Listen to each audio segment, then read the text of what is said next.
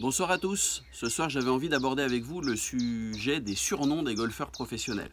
En effet, à la fin des années 80, au début des années 90, les journalistes aimaient comparer les joueurs professionnels de golf à des animaux.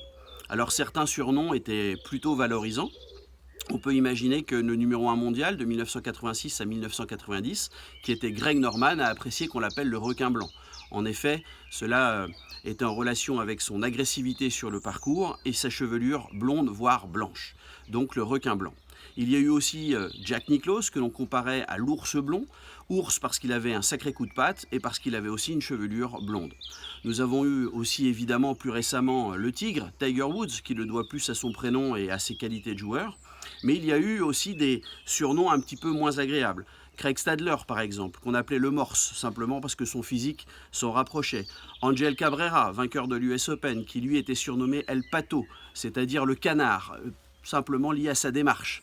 Il appréciait moins qu'on l'appelle comme ça. Mais il y avait eu aussi Romero, qu'on appelait El Gato, le chat, parce qu'il était capable de sortir ses balles de n'importe quel endroit. Bref, des surnoms, il y en a eu beaucoup, animaliers, tantôt pour valoriser les joueurs, tantôt pour au contraire un petit peu les critiquer. Et tout proche de nous en Bretagne, un joueur du Tour européen qu'on appelle François de la Montagne, eh bien son surnom c'est Babar. Et je peux vous assurer que c'est pas pour ses oreilles.